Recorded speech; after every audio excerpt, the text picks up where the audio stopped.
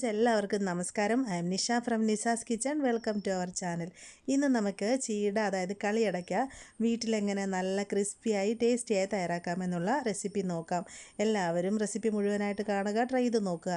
ഇഷ്ടമായിട്ടുണ്ടെങ്കിൽ Nisa's kitchen subscribe ചെയ്യാൻ മറക്കരുത്. അതുപോലെ നമ്മുടെ എല്ലാ അപ്ഡേറ്റ്സും റെഗുലറായിട്ട് കിട്ടാൻ തൊട്ടടുത്തുള്ള ബെല്ലൈക്കൺ കൂടി പ്രസ് ചെയ്തിട്ട് ഓൾ ബട്ടൺ അമർത്താൻ മറക്കരുത്. ഇനി നമുക്ക് വീഡിയോയിലേക്ക് പോവാം. ഇതിലേക്ക് ആവശ്യമായിട്ടുള്ള ഇൻഗ്രീഡിയൻസ് എന്തൊക്കെയാണെന്ന് നോക്കാം. അരിപ്പൊടി ഒരു വലിയ കപ്പ്, ഡ്രൈ റോസ്റ്റ് ചെയ്ത ഫൈനായിട്ടുള്ള അരിപ്പൊടിയാണ് വേണ്ടത്.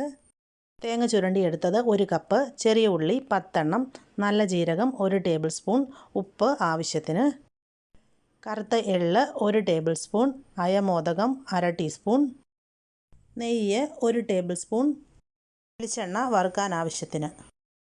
ആദ്യമായിട്ട് നമുക്ക് തേങ്ങ ഒന്ന് ഒതുക്കിയെടുക്കാം. അതിനായിട്ട് ഞാൻ മിക്സിയുടെ ചെറിയ ജാർ എടുത്ത് വെച്ചിട്ടുണ്ട്. അതിലേക്ക് നമ്മൾ എടുത്ത് വെച്ചിരിക്കുന്ന തേങ്ങ ഇട്ട് കൊടുക്കാം. അപ്പം നമ്മൾ ഈ ഒരു കപ്പിലാണ് 1 കപ്പ് തേങ്ങ ചേർക്കുന്നത്. ഈ ഒരു കപ്പിലാണ് നമ്മൾ 2 കപ്പ് അരിപ്പൊടി എടുത്തത്. അപ്പോൾ അരിപ്പൊടിയുടെ നേരെ പകുതി തേങ്ങ ചേർത്ത് കൊടുക്കുക. ഇനി ഇതിലേക്ക് നമുക്ക് 1 ടേബിൾ സ്പൂൺ നല്ല ജീരകം, അതായത് ചെറിയ ജീരകം ചേർത്ത് കൊടുക്കാം. ഇനി ചേർക്കേണ്ടത് ചെറിയുള്ളിയാണ്. അപ്പം ഞാൻ വലിപ്പം കുറഞ്ഞ 10 ചെറിയുള്ളി എടുത്തിട്ടുണ്ട്. വലുതാണെങ്കിൽ 5-6 എണ്ണം മതിയാകും. ഇനി നമുക്കിതിനെ ഒന്ന് തരിതരിപ്പായിട്ട് അരച്ചെടുക്കാം. നന്നായിട്ട് അരഞ്ഞു പോകരുത്, നന്നായിട്ടൊന്ന് ക്രഷ് ചെയ്തെടുത്താൽ മതിയാകും. തേങ്ങ നമ്മളിപ്പോൾ ഒന്ന് ഒതുക്കി എടുത്തിട്ടുണ്ട്. അപ്പോൾ ഒട്ടും വെള്ളമൊന്നും ചേർക്കാതെ ചമ്മന്തിയൊക്കെ അരച്ചെടുക്കുന്ന ആ ഒരു രീതിയിൽ ഇതേപോലെ നന്നായിട്ടൊന്ന് ചതച്ചെടുത്താൽ മതിയാകും. ഇനി ബാക്കി പ്രിപ്പറേഷൻ നോക്കാം. നമുക്ക് ചീടയ്ക്കുള്ള ഡോ തയ്യാറാക്കി എടുക്കാം. അതിനായിട്ട് ഞാൻ 2 കപ്പ് റോസ്റ്റ് ചെയ്ത അരിപ്പൊടി ഒരു ബൗളിലേക്ക് ഇട്ട് വെച്ചിട്ടുണ്ട്. ഈ ഒരു കപ്പിനാണ് ഞാൻ 2 കപ്പ് അരിപ്പൊടി എടുത്തിട്ടുള്ളത്. അപ്പോൾ ഞാൻ നേരത്തെ പറഞ്ഞ പോലെ തന്നെ ഇതേ കപ്പിലാണ് നമ്മൾ 1 കപ്പ് തേങ്ങ ചുരണ്ടിയതും എടുത്തിരിക്കുന്നത്. നമ്മൾ വെള്ളം എടുക്കേണ്ടതും ഈ ഒരു കപ്പിൽ തന്നെയാണ്. ഇനി ഇതിലേക്ക് നമുക്ക് 1/2 ടീസ്പൂൺ ഉപ്പ് ചേർത്ത് കൊടുക്കാം. ഉപ്പ് നമ്മുടെ പാകത്തിനനുസരിച്ച് നോക്കിയിട്ട് ചേർക്കാം. ഒരു വലിയ സ്പൂൺ നെയ്യ് കൂടെ ചേർത്ത് കൊടുക്കാം. ഇനി ഇതിനെ നന്നായിട്ടൊന്ന് മിക്സാക്കി കൊടുക്കാം. ഒരു സ്പൂൺ ഉപയോഗിച്ചിട്ട് ഇതേപോലെ നന്നായിട്ടൊന്ന് ഇളക്കി യോജിപ്പിക്കുക. ഇനി നമുക്കിതിലോട്ട് ചേർക്കേണ്ടത് കറുത്ത എള്ളാണ്. അപ്പോൾ ഒരു വലിയ സ്പൂൺ കറുത്ത എള്ള് എടുത്തിട്ടുണ്ട്. അതും ഒരു 1/2 ടീസ്പൂൺ അയമോദകം കൂടി ഇട്ട് കൊടുക്കുക. അയമോദകത്തിൻ്റെ അളവ് കൂടണ്ട, ഒരു ചെറിയ കയ്പുണ്ടാകും. ഇനി ഇതിലേക്ക് ക്രഷ് ചെയ്ത് വെച്ചിരിക്കുന്ന തേങ്ങ ഇട്ട് കൊടുക്കാം. തേങ്ങ നമ്മൾ അരയ്ക്കുമ്പോൾ പ്രത്യേകം ശ്രദ്ധിക്കുക, ഒട്ടും വെള്ളം ചേർക്കാതെ വേണം ഇതേപോലെ ക്രഷ് ചെയ്തെടുക്കാനായിട്ട്.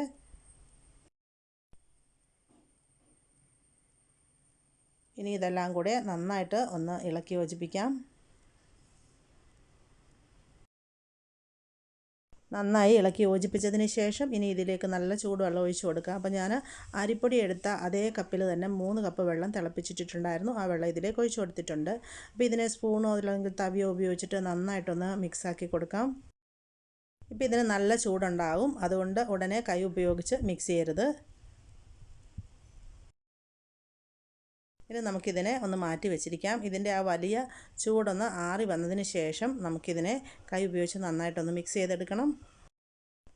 ഇപ്പോൾ ഇതിൻ്റെ ആ വലിയ ചൂടൊന്ന് മാറി വന്നിട്ടുണ്ട്. കൈ ഉപയോഗിച്ചിട്ട് നമ്മൾ കൊഴുക്കട്ടയ്ക്കൊക്കെ മാവ്, ഇടിയപ്പത്തിനുമൊക്കെ മാവ് കുഴച്ചെടുക്കുന്ന ആ ഒരു രീതിയിൽ കൈ ഉപയോഗിച്ച് നന്നായിട്ട് മിക്സാക്കി എടുക്കാം. ഇതിപ്പോൾ റെഡി ആയിട്ടുണ്ട്. നല്ല സോഫ്റ്റായിട്ട് കണ്ടില്ലേ, ഇത് നല്ല സോഫ്റ്റായി വന്നിട്ടുണ്ട്. അപ്പോൾ ഈ ഒരു രീതിയിൽ ഇതിനെ കുഴച്ചെടുക്കുക. അതിന് ശേഷം ഇതിൽ നിന്ന് ഇതേപോലെ ചെറിയൊരു പോർഷൻ എടുത്തിട്ട് 2 കൈയുടെയും മധ്യത്തിൽ വെച്ചിട്ട് ഇതേപോലെ ഉരുട്ടിയെടുക്കുക. അപ്പോൾ ഒരുപാട് അമർത്തി ഉരുട്ടരുത്. ഈ ഒരു വലിപ്പത്തിൽ ഇത് മുഴുവനും നമുക്ക് ചെറിയ ചെറിയ ബോൾസായിട്ട് ഉരുട്ടിയെടുക്കാം. ഇതേപോലെ മുഴുവനും മാവ് ഉപയോഗിച്ചിട്ടും നമുക്ക് ചെറിയ ചെറിയ ഉരുളകൾ റെഡിയാക്കിയെടുക്കാം. അപ്പോൾ ഞാൻ പറഞ്ഞ പോലെ തന്നെ ഒത്തിരി അമർത്താതെ ലൈറ്റായിട്ട് ഇതിനെ ഉരുട്ടിയെടുക്കുക.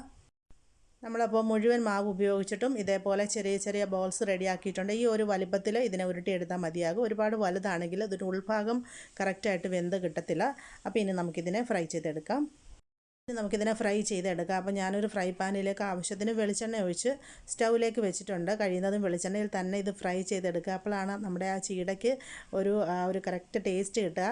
ഇപ്പോൾ വെളിച്ചെണ്ണ നന്നായി ചൂടായി വന്നിട്ടുണ്ട്. അതിലേക്ക് നമ്മൾ ഉരുട്ടി വെച്ചിരിക്കുന്ന ഉരുളകളെല്ലാം ഇട്ട് കൊടുക്കാം.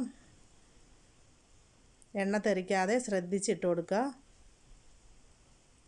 ഞാനിപ്പോൾ 2 പ്രാവശ്യമായിട്ടാണ് ഇത് മുഴുവനും ഫ്രൈ ചെയ്തെടുക്കാനായിട്ട് പോകുന്നത്. ആദ്യത്തെ ഒരു 3-4 മിനിറ്റ് ഇതിനെ ഹൈ ഫ്ലെയിമിൽ വെക്കുക. അതിനുശേഷം മീഡിയം ഹീറ്റിലേക്ക് മാറ്റിയിട്ട് ഇതേപോലെ ഒന്ന് ലൈറ്റായിട്ട് ഇളക്കിയിട്ട് കൊടുക്കുക. ഇടയ്ക്കിടയ്ക്ക് ഇതേപോലെ തിരിച്ചും മറിച്ചും ഇട്ടിട്ട് ഇതിൻ്റെ രണ്ട് വശവും നമുക്ക് ഒരേപോലെ ഫ്രൈ ആക്കിയെടുക്കാം. ഇപ്പോൾ ഇതിൻ്റെ കളറൊക്കെ ചേഞ്ചായി തുടങ്ങിയിട്ടുണ്ട്. ഇതിപ്പോൾ റെഡി ആയിട്ടില്ല. ഇത് കറക്റ്റ് പാകമാകുമ്പോൾ നമ്മളിതിനെ ഇതേപോലെ മിക്സ് ചെയ്യുമ്പോൾ ഇത് തമ്മിൽ കൂട്ടിമുട്ടുന്ന ആ ഒരു നല്ല സൗണ്ട് കിട്ടും. അതുപോലെ തന്നെ നല്ലൊരു ഗോൾഡൻ കളറായിട്ടും വരും. ഈ സമയത്ത് നമുക്കിതിനെ ലോ ഹീറ്റിലേക്ക് മാറ്റാം. ഇടയ്ക്കിടയ്ക്ക് ഇതേപോലെ മിക്സാക്കി കൊടുത്തുകൊണ്ടിരിക്കണം. ഇത് റെഡി ആയിട്ടുണ്ട്. നമ്മൾ മിക്സ് ചെയ്യുമ്പോൾ ആ ഒരു സൗണ്ട് കിട്ടുന്നുണ്ട്. അതുപോലെ തന്നെ നല്ലൊരു ഗോൾഡൻ കളറും ആയി വന്നിട്ടുണ്ട്. ഇനി നമുക്കിതിനെ എണ്ണയിൽ നിന്ന് കോരി മാറ്റാം.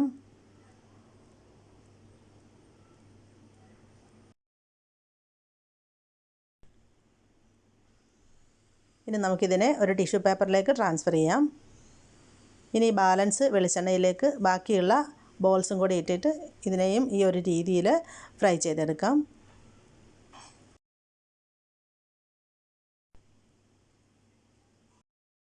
നമ്മുടെ ക്രിസ്പിയും ടേസ്റ്റിയുമായിട്ടുള്ള അടിപൊളി ചീട, അതായത് കളിയടയ്ക്ക ഇവിടെ ചൂടോടെ സെർവ് ചെയ്യാനായിട്ട് റെഡി ആയിട്ടുണ്ട്. അപ്പോൾ നമുക്കിതിനെ വളരെ പെർഫെക്റ്റ് ആയിട്ട് കിട്ടിയിട്ടുണ്ട്. ആ ഒരു കറക്റ്റ് കളറൊക്കെ അതേപോലെ കിട്ടിയിട്ടുണ്ട്. നമുക്കിതൊന്ന് പൊട്ടിച്ച് നോക്കാം.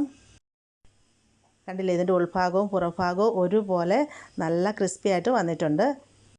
എല്ലാവർക്കും ഈ റെസിപ്പി ഇഷ്ടമായിട്ടുണ്ടാകുമെന്ന് കരുതുന്നു. സദ്യയ്ക്ക് ഇലയിൽ വിളമ്പാനായിട്ട് മാത്രമല്ല, കുട്ടികൾക്കൊക്കെ ഇഷ്ടപ്പെടുന്ന വളരെ എളുപ്പത്തിൽ ഉണ്ടാക്കിയെടുക്കാൻ പറ്റുന്ന ഒരു ഈവനിങ് സ്നാക്ക് കൂടിയാണ്. ചായക്കൊപ്പം ഇത് നല്ല അടിപൊളിയായിരിക്കും. അപ്പോൾ എല്ലാവരും ഇതൊന്ന് ട്രൈ ചെയ്ത് നോക്കുക. ഇഷ്ടപ്പെട്ടിട്ടുണ്ടെങ്കിൽ മറക്കാതെ വീഡിയോ ഷെയർ ചെയ്യുക. അതുപോലെ നിങ്ങളുടെ എല്ലാവരുടെയും വിലയേറിയ അഭിപ്രായങ്ങളും നിർദ്ദേശങ്ങളും താഴെ കമൻറ്റ് ബോക്സിൽ എഴുതി അറിയിക്കാൻ മറക്കരുത്. അപ്പോൾ മറ്റൊരു നല്ല വീഡിയോയുമായിട്ട് വരുന്നത് വരെ എൻ്റെ എല്ലാ കൂട്ടുകാർക്കും ഹൃദയം നിറഞ്ഞ നന്ദി. നമസ്കാരം.